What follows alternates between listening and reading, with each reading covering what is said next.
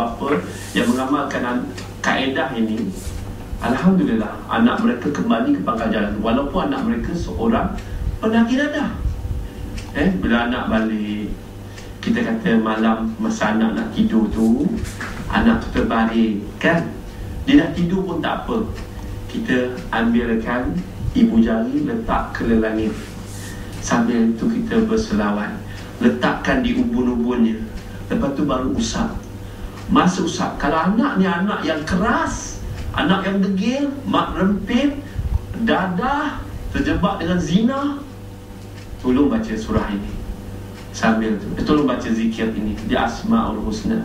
Ya Syahid, Ya Syahid, Ya Syahid, 10 kali minimum. Usapkan ke atas kepalanya 10 kali. Ya Syahid, Ya Syahid, Ya Syahid. Habis 10 kali Ya Syahid, doalah, Ya Allah, aku yakin anak ini anak yang baik, dan aku yakin anak ini telah ditakdirkan sebagai seorang Islam, Muslim dan mukmin yang baik. Ya Allah, bantulah dia dalam hidupnya. Nampak?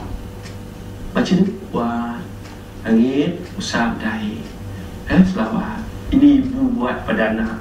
Doa ibu tak ada hijab. Terus naik ke langit. Allah Maha mendengar. Allah kata minta, aku perkenankan. Allah tidak pernah berbohong. Tapi ibu tak cukup sekali ibu. Mengikut pakar psikologi, anak-anak baik dia usia kanak-kanak hinggalah remaja, perkataan baik ni harus diulang 200 kali. Anak mak hebat. Sebab kita gunakan waktu nak tidur ni minda paruh sedar. Dia akan mudah meresap. Anak mak anak yang baik, anak mak anak yang hebat, anak mak anak yang pandai. Ni ulama besar ayah ni. Ni ulama besar ayah ni. Perangai macam setan tapi tak boleh disebut. Anak ni InsyaAllah hari-hari disebut, hari-hari dibuat. Allah izinkan. Allah baik. Lebih baik daripada ibu dan ayah. Kadang-kadang ada doa lagi satu tu, Allahumma firlana walahu. Anak yang degil, dia cerita anak yang hardcore. Allahumma firlana walahu. Ya Allah, ampunkan dosa aku dan dosa dia. Allahumma firlana walahu. Ya Allah, ampunkan dosa aku dan dia. Mungkin aku ni yang tak pandai jaga anak. Maafkan aku ya Allah, sebab aku tak pandai jaga anak, sebab tu anak aku jadi begini. Dan kau ampunkanlah dosa dia. Mungkin sebab dia jadi begini sebab salah aku. Baca doa tu banyak kali, seberapa yang banyak yang boleh. Tetapi kalau anak ini hardcore yang berulang kali, king of hardcore, sangat-sangat degil. Dia punya degil dia tahap dewa punya degil. So guna ayat ni, Ya Syahid dijadikan amalan selama 21 hari sebanyak 317 kali satu hari. Ya Syahid, Ya Syahid.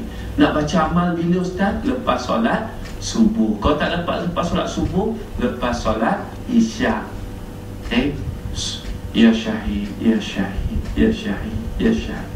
Baca seberapa banyak yang boleh. Mudah-mudahan anak itu akan menjadi lembut. Okey, ada juga amalan yang seterusnya. Nanti kita akan bincang dalam sesi-sesi seterusnya. Kita tengok soalan lain. Syarat soalan lain? Soalan lain? Silakan puan. Okay, Assalamualaikum warahmatullahi wabarakatuh Ustaz. Okay, saya Puan Seraya daripada Melaka. Okay, menunjukkan soalan pada Ustaz, iaitu adakah pengaruh daripada kawan dan ibu bapa yang tidak pandai mendidik anak akan menjadi anak itu ketegilan? Terima kasih. Okey, soalannya, adakah sebab mak bapak tak pandai jaga anak ataupun disebabkan pengaruh kawan-kawan? Mana sebab yang lebih utama menyebabkan anak ni degil? Jawapan dia mudah. Bukan disebabkan kurang didikan agama, bukan sebab mak ayah tak pandai jaga anak, tapi hari ini disebabkan satu. Disebabkan anak-anak menjadi degil kerana anak-anak hilang kawalan diri. Sebab apa anak hilang kawalan diri? Dia tahu benda tu berdosa. Cakap kasar dengan mak ayah, cikgu-cikgu sekolah dah ajar, ustaz-ustaz kat sekolah dah ajar, kita pun dah beritahu. jangan ada haka pada mak ayah, jangan tengking mak, jangan macam ni, tak baik macam tu sayang. Kita dah ajar, berbuih mulut dah mengajar. Tetapi anak-anak terus derhaka pada ibu dan ayah disebab dia hilang kawalan diri. Kenapa dia hilang kawalan diri? Dia hilang kawan. Dia tahu, tapi dia hilang kawan. Sebab satu sebab adalah persekitaran pada hari ini. Persekitaran menyediakan infrastruktur yang cukup sophisticated untuk melakukan maksiat. Cyber cafe ni, ya Allah, saya bukan apa nak cerita. Cyber cafe ni, saya tempat saya tu saya tengok penuh. Pagi lagi, pukul 8.30 pagi, penuh dengan pelajar-pelajar sekolah duduk dalam cyber cafe. Bila ditanya adik buat apa, buat kerja sekolah. Belum ada lagi. Saya tengok dia buat kerja sekolah, main Counter Strike, duk main tembak-tembak musuh. Hari ini sedianya persekitaran pada hari ini. Ini yang menyebabkan ini yang paling penting. Saya merayu pada hari ini, kalau boleh kita minta tolong. Persekitaran lah yang patut disalahkan. Anak kita dah duduk di rumah baik, duduk di asrama baik, balik banyak tempat-tempat yang macam ni. Ini yang patut dikawal. Minta kalau badan-badan berwajib, sila pantau tempat-tempat macam ni. Kemudian tempat hiburan, shopping kompleks yang terlalu banyak menyebabkan seronok mereka berjalan-jalan bersia-sia hingga mereka mengenepikan pelajaran. Kalau ditanya, mak kenapa balik lambat? Alamak, ni bising mak orang. Nampak? Inilah punca-punca yang menyebabkan begitu. Jadi secara mudahnya, saya merayu pada ibu dan ayah berdoa pada Allah supaya Allah SWT dapat membimbing kita dan anak-anak kita, juga keturunan kita, supaya berada dalam keadaan beriman kepada Allah. Cabaran pada hari ini sangat berbeza dengan satu ketika dahulu. Pada tahun 1957, ketika rakyat Malaysia melaungkan merdeka, penduduk Malaysia ketika itu hanyalah 3 juta. Tapi hari ini dah 27 juta. Dan campur juga dengan pendatang asing, membawa budaya asing, kebebasan multimedia yang berleluasa hingga mereka boleh ke mana-mana walaupun duduk di Malaysia, membawa pengaruh yang buruk dalam diri anak-anak kita. Jadi hanya dengan bantuan Allah, bukan dengan kebijaksanaan kita, bukan dengan usaha kita, bukan dengan kewarakan kita, tetapi dengan bantuan daripada Allah, insya-Allah kita dan anak-anak kita, juga keturunan kita akan dipelihara imannya, dipelihara akhlaknya, dan dipelihara amalnya.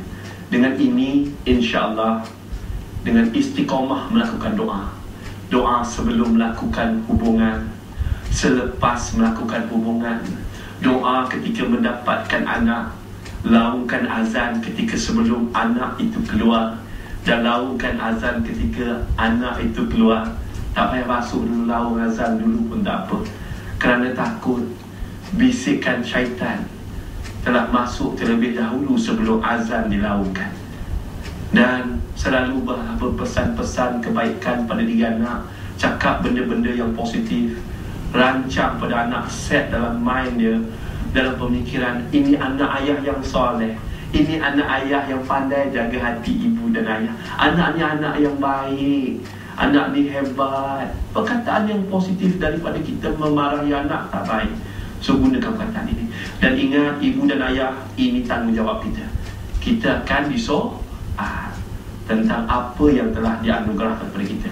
Ingat, cabaran di luar lebih menarik, lebih seronok, lebih menggairahkan daripada cabaran, hidangan dalam rumah tangga kita. Kalau rumah tangga kita, rumah kita asyik penuhi kemarahan, kebencian, bergaduh adik-beradik antara satu sama lain, maka dia akan keluar rumah.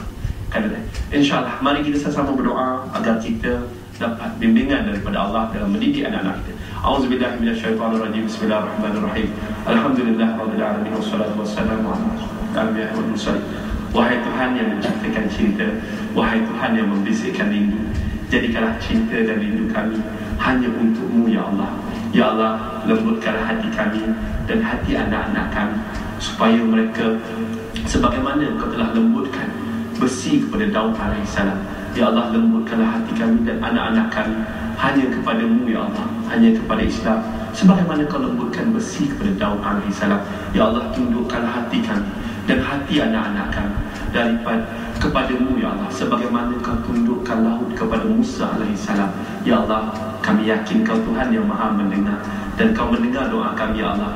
Lindungilah kami dan anak-anak kami dan keturunan kami daripada melakukan dosa-dosa yang besar ya Allah. Tanpa bantuanmu ya Allah, maka kami akan gagal ya Allah. Ya Allah, bantulah kami.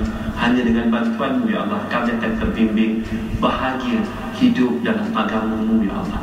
Rabbana atina fid dunya hasanah wa fil akhirati hasanah wa qina azabannar. Subhana rabbika rabbil izzati amma yasifun wa salamun alal mursalin walhamdulillahi rabbil alamin.